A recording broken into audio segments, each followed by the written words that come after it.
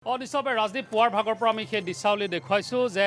দ্বিতীয় বৈকুণ্ঠ ধাম যি বৰদোৱা আৰু সেই বৰদোৱাত দেখিবলৈ পোৱা গৈছে গুৰুজনাৰ জন্মস্থানত এই প্ৰকল্পই এক ন দিগন্তৰ সূচনা কৰিছে আৰু তাতেই উদুলি মুদুলি যি পৰিৱেশ আমি প্ৰথমে বাহিৰৰ ভাগৰ পৰিৱেশটো এবাৰ দেখুৱাবৰ কাৰণে কেমেৰা পাৰ্চন অৰূপক আহ্বান জনাইছোঁ য'ত দেখিবলৈ পাইছে হাজাৰ হাজাৰ লোক এই মুহূৰ্তত প্ৰৱেশ কৰিবৰ কাৰণে অৰ্থাৎ ভাৰতৰ গৃহমন্ত্ৰীগৰাকীক ৱেলকাম কৰিবৰ কাৰণে এইসকল লোক আহি উপস্থিত হৈছে তেওঁলোকে সকলোৱে তেওঁক আদৰণি জনাব আৰু যিখন মূল সভা এতিয়া প্ৰকল্পস্থলীৰ পৰা যদি আপুনি চায় তেতিয়াহ'লে আমি আকাশী গংগাৰ পাৰৰ আমাৰ পৰা সোঁফালে সেয়াই হৈছে আকাশী গংগা যি গুৰুজনাই যেতিয়া বটদ্ৰৱাত যেতিয়া পানীৰ খৰাং হৈছিলে আৰু সেই খৰাঙৰ সময়ত সেই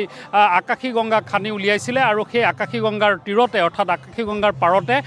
এই প্ৰকল্প স্থাপন কৰা হৈছে যাৰ নামকৰণ কৰা হৈছে শ্ৰীমন্ত শংকৰদেৱ আৱিৰ্ভাৱ ক্ষেত্ৰ আৰু আৱিৰ্ভাৱ ক্ষেত্ৰৰ ইতিমধ্যে আমি পৰিৱেশ দেখুৱাইছোঁ তাৰ সমান্তৰালকৈ আমি বিভিন্ন জনৰ লগত কথা পাতিছোঁ কিন্তু এই মুহূৰ্তত দেখিবলৈ পোৱা গৈছে যে প্ৰাক্তন মন্ত্ৰী এই মুহূৰ্তত গৌতম বৰা আছে আমি তেওঁৰ কাষলৈ পোনে পোনে গৈছোঁ যে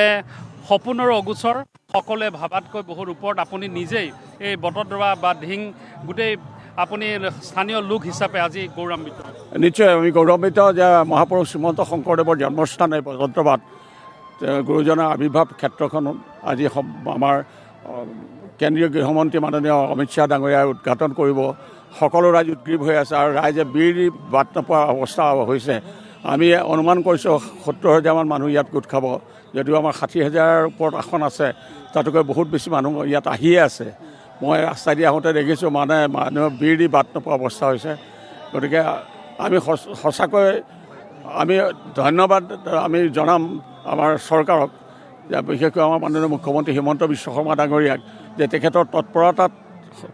মানে এই প্ৰকল্পটো সম্পূৰ্ণ হৈ উঠিছে আৰু তেখেতে যেনেধৰণে কৈছিলে তেনেধৰণে আজি উদঘাটন হ'বলৈ গৈ আছে সেই শুভ মুহূৰ্তটো আহি পাইছে ইতিমধ্যে আমি গম পাইছোঁ যে মাননীয় গৃহমন্ত্ৰী ডাঙৰীয়া গুৱাহাটী পালেহি গুৱাহাটীৰ পৰা তেখেত পোনে পোনে ইয়ালৈ আহিব ইয়াত অহাৰ পিছতে তেখেতে প্ৰকল্পটো উদ্বোধন কৰি পেলাই আমাৰ সভাস্থলীত ৰাইজক সম্বোধন কৰিব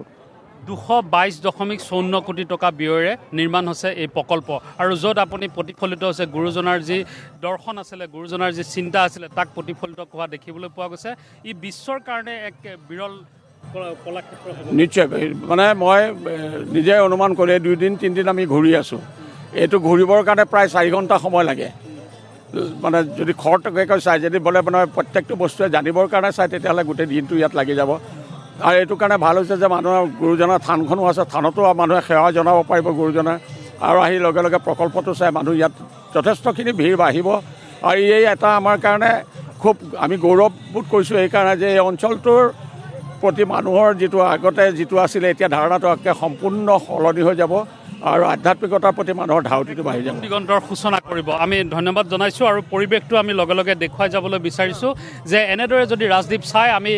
প্ৰথমে সেই পৰিৱেশটো এবাৰ দেখুৱাবলৈ উল্লেখ কৰিছোঁ যে আকাশী গংগাৰ তীৰতে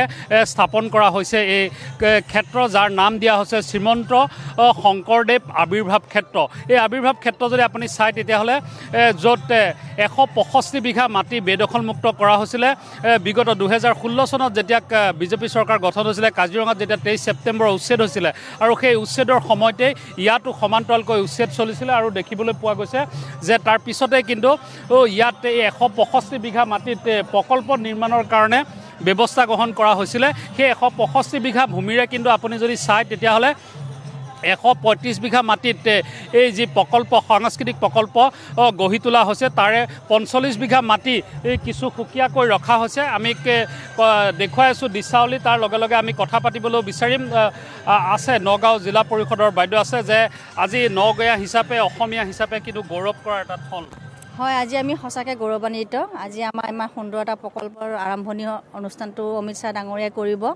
আৰু আমাৰ ইয়াত মই মোৰ ফালৰ পৰা আমাৰ ৰাইজৰ ফালৰ পৰা বটদ্ৰৱাৰ ফালৰ পৰা মই আমাৰ মুখ্যমন্ত্ৰী ডাঙৰীয়াক ধন্যবাদ জনাইছোঁ যে তেখেতৰ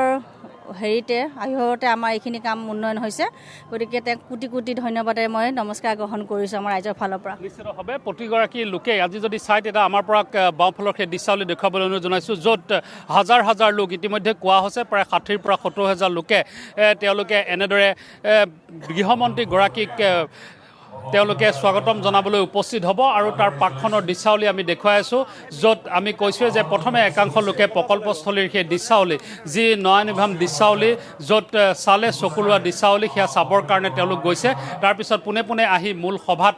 তেওঁলোক প্ৰৱেশ কৰিব সভাৰ যদি আমি বাহিৰৰ ফালৰ পৰা দৃশ্যাৱলী দেখুৱাবৰ কাৰণে এবাৰ অনুৰোধ জনাইছোঁ য'ত প্ৰায় 5খনকৈ মঞ্চ ৰখা হৈছে ডাঙৰকৈ 3খন মঞ্চ তাৰ গাতে 2খন সৰুকৈ মঞ্চ ৰখা হৈছে য'ত আমি ইতিমধ্যে উল্লেখ কৰিছোঁ ৰাজ্যৰ যি সত্ৰাধিকাৰসকল আছে তেওঁলোকৰ কাৰণে এখন মঞ্চ ৰখা হ'ব তাৰ কাষৰখন মঞ্চতে যি আমাৰ পৰা আৰম্ভ কৰি আন বাদ্য যিসকলে সংগত কৰিব সেইসকল ভকত বৈষ্ণৱৰ কাৰণে সেই স্থান ৰখা হৈছে